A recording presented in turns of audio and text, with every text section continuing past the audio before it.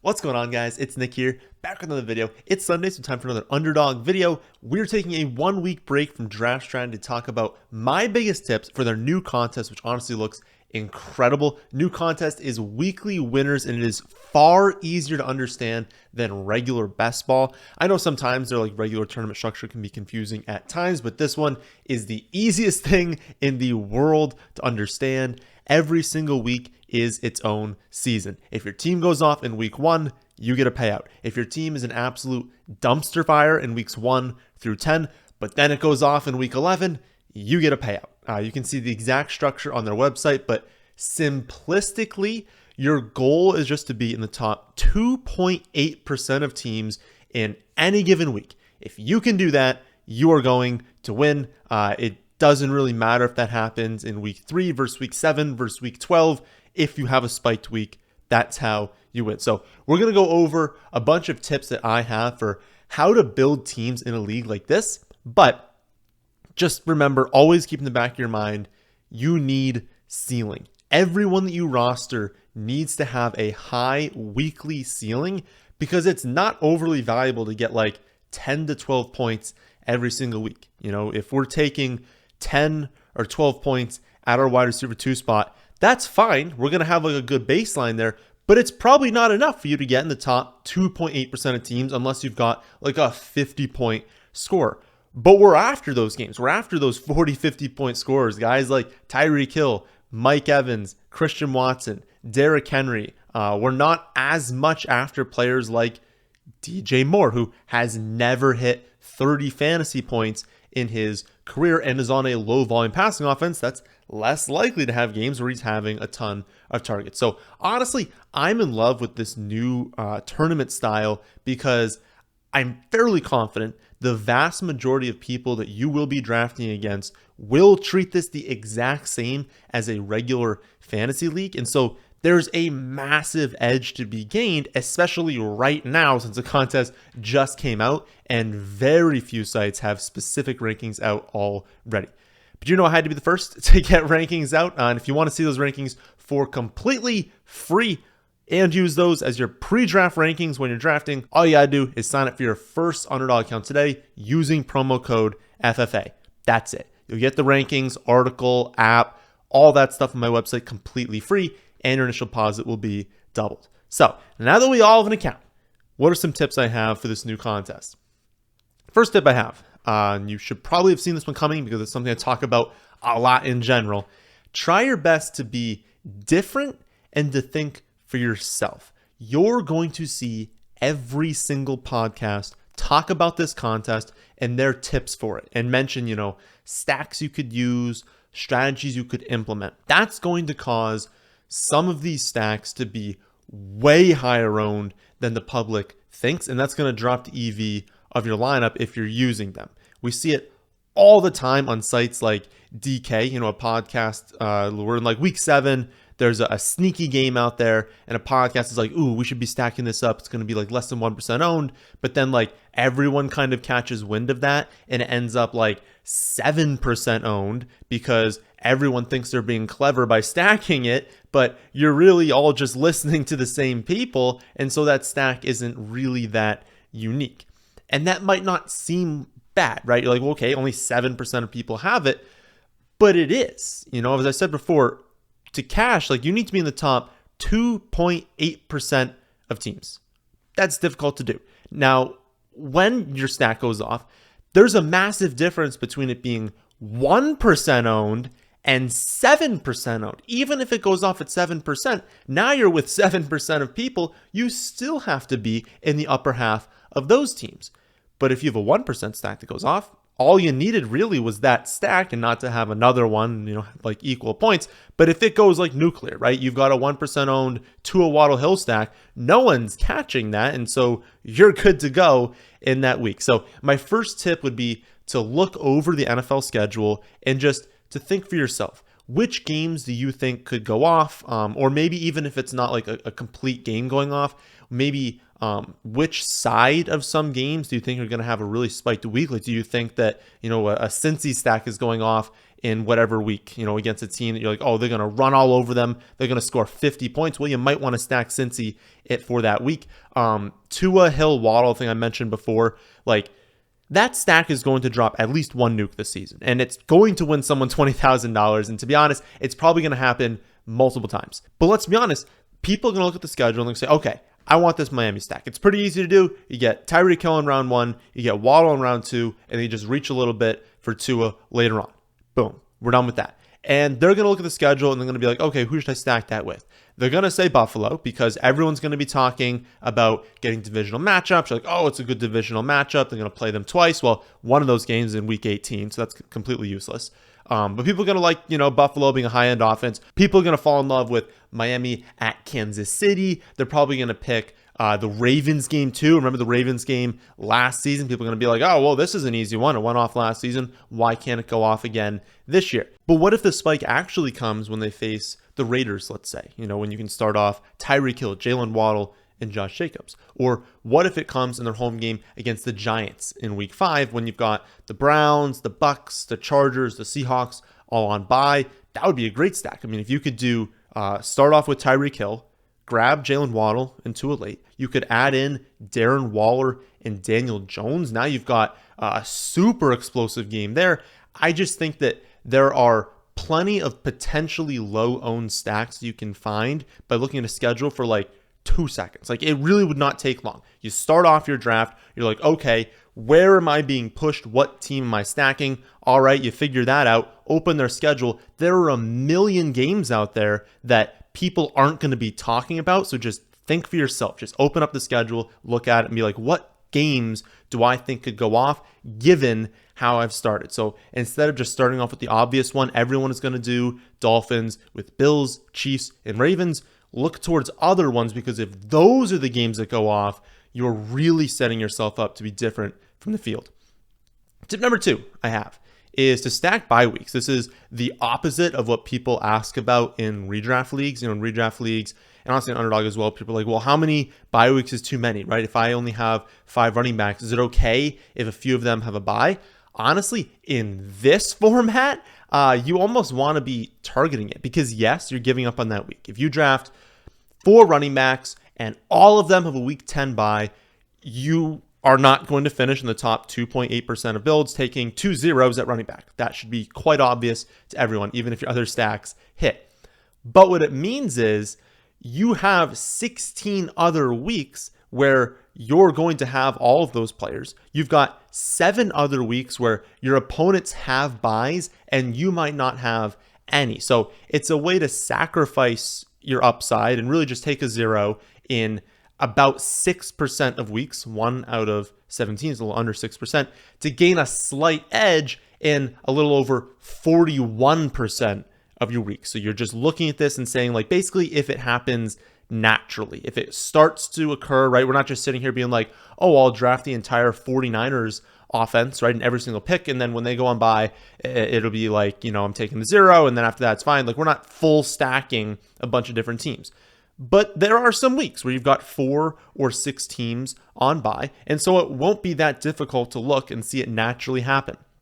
Be like, I'm deciding between these like 3 players, but one of them has a bye week that I've already taken a ton of players on. Maybe lean towards them, because again, just take that 0 in like week 10, week 13, something like that. I don't know exactly who's on bye in those weeks, but the point is, if you started off with a bunch of people on buys, then take that 0, because in all these other weeks, you're going to have a slight edge. Again, we only really need to hit 1 time. And also, again, not something I would overly reach for. Use it more as a tiebreaker, or if you're just not quite sure, lean towards that, because it's a slight edge, but like, we're not reaching around just to get someone with a similar buy. Speaking of buys, another one is to stack matchups on weeks where a lot of teams are on bye. Especially there's 2 weeks this season where 6 teams go on bye. So if you have a really, really good point outcome in those weeks, well, there were a lot fewer options for everyone else to have. You've got week 7, Bengals, Cowboys, Jets, Panthers, Texans, and Titans on bye. Week 13, a big one, Bears, Bills, Giants, Ravens, Raiders, and Vikings all on bye. So you've got Cole Kmet, Dawson Knox, Darren Waller, Mark Andrews, Michael Mayer, and then TJ Hawkinson, all on bye in week 13. Now, it's difficult to know exactly which matchups will be the best for tight ends this season. That's not super sticky year over year. That's pretty far out as well. We don't know what injury is going to be like, but we've got some really good matchups in week 13. A few of them that stand out: Seahawks at Cowboys, 49ers at Eagles, Browns at Rams, and then Bengals at Jaguars. So if you wanted to stack, let's say, Kittle and Goddard, David Njoku and Higbee, Irv Smith and Evan Ingram, then you have a stack in one of the best game environments in a week, on a week where 3 of the top 7 tight ends are all on bye. So definitely play around with bye weeks. Try to locate some really good matchups on those weeks where 4 or 6 teams are on bye, and target stacks you think can hit their ceiling in those exact weeks. Because it's one thing to roster a tight end that scores, say, 25 points in a week. It's another thing to do so in a week where that will lead tight end scoring by 15. Because if all the tight ends are there, we've got a lot to choose from. Yours scores 25, someone else may have scored 23, another may have scored 17. But if there are fewer options and many of the top options are also on bye, well, now we're like, if I do get a 25-point scorer, that might be required to finish highly in this tournament. And just by having that while also stacking that game, you're just setting yourself up for success. So look at things like that. Do the same thing for quarterback scoring. A little bit more difficult at running back and at wide receiver, but I think the biggest takeaway is, even if you can't leverage a position being weak, if a ton of teams are on bye, look at some games and maybe some low-owned games, some games that everyone's not going to stack up that or have like sneaky upside. Target those games because you have so much more potential when they hit. And this sort of plays into my next tip as well, at least when we kind of went over tight ends there. Please, please, please stack quarterback with tight end. I talk about this a lot in like regular underdog drafts, but it's even more important in this format. Tight ends get most of their value from touchdowns. Travis Kelce was the only tight end last season with over 920 receiving yards. Cole Kmet was the tight end 7 despite 2.9 receptions per game and 32 receiving yards per game. That is not a mistake. He was the tight end 7 overall, 2.9 receptions per game, 32 receiving yards per game. You need touchdowns to produce spiked weeks as a tight end, which means that when a tight end is hitting their ceiling, it's with passing touchdowns. So why would you not want to take their quarterback with them? As per Eric Beimfor, I think that's how you pronounce it, on Twitter, the tight end 1 overall was a teammate of the quarterback 1 overall in 7 of 17 weeks last season, and it would have been 8 of 17 had Joe Burrow scored either 1 fewer point or Mahomes scored 1 more point in week 1. So we're looking at about half the time that the tight end 1 overall is a teammate of the quarterback 1 overall. So you want to be pairing those two if we're looking for spiked weeks. I mean, that's insane. And I think the most incredible part of it is that you would think, oh, did like Mahomes and Kelce just do it like 5 times? No, that combo only hit once. Mark Andrews and Lamar hit twice. Justin Fields and Cole Kmet hit twice. Goff and Hawkinson hit once. Lawrence and Evan Ingram hit once. And then Mahomes and Kelce also hit once. So the point is, please stack your quarterback with tight end, or if you took a tight end early, grab the quarterback that's matched with them. It's just an easy way to add a ton of correlation in a format where spiked weeks are important, so you really want that correlation. Another tip is to please lean into weird builds. Like if I'm probably one of the biggest advocate for weird builds in regular redraft, but even I understand how risky it is, right? We talked about the octopus strategy. I think it was last week, right? Where you have one quarterback 8 running backs, 8 receivers, 1 tight end. That's a very, very risky strategy because if you miss a few weeks, even one, honestly, if your tight end or your quarterback get hurt in 1 week plus their bye, you're probably out. You're probably not winning anything. You're probably not advancing. You don't need to advance in this format. You could honestly do that build. Have, let's just say you did the Lamar and Andrew stack. That was your only quarterback and tight end, and they could both miss half the season.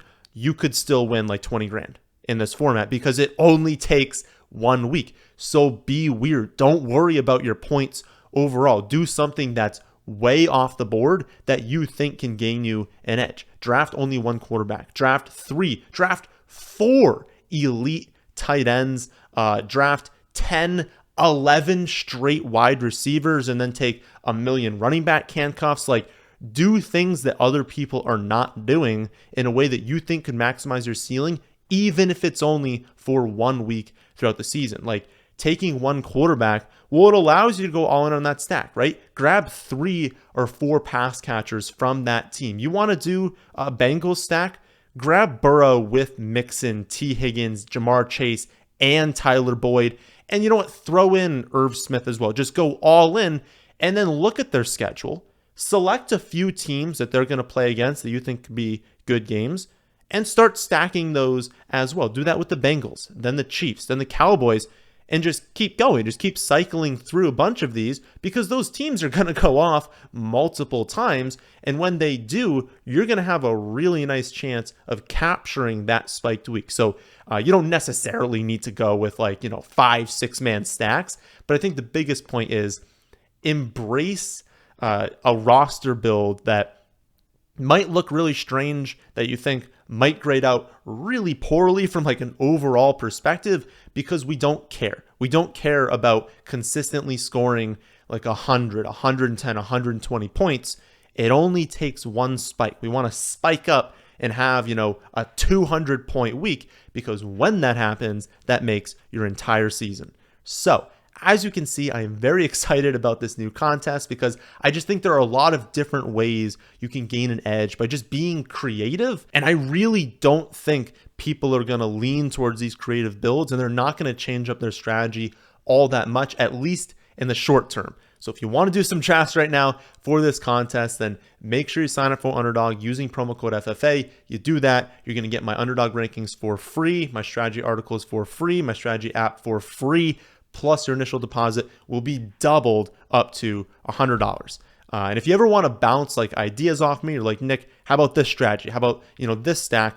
Remember, we have a free Discord in the description. So click that link. You get right into the free Discord. You can ask me questions whenever you want. I'll do my best to answer all of those. So be sure to hit the like button if you made it this far. I'll be back tomorrow with another episode of Mock Draft Monday. Tuesday, live, 6:30 Eastern, probably to do one of these weekly winners drafts with all of you, answer any other questions that you have. And then Wednesday, to go over the best draft strategy in a redraft league with a mid-first round pick. That, my friends, is in this one. Hope you all did enjoy. If you did, how about hitting the like button and how about subscribing to the channel if you're new here. Thanks for watching.